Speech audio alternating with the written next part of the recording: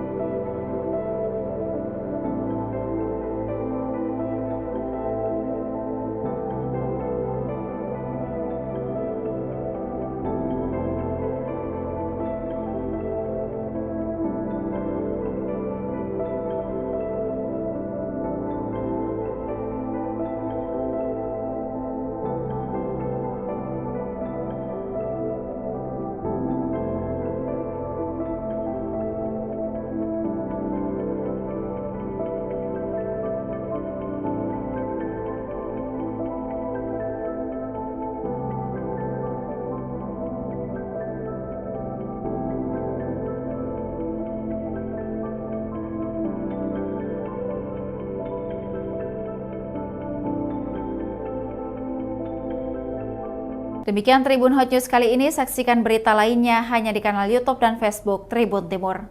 Terima kasih sudah nonton, jangan lupa like, subscribe, dan share ya!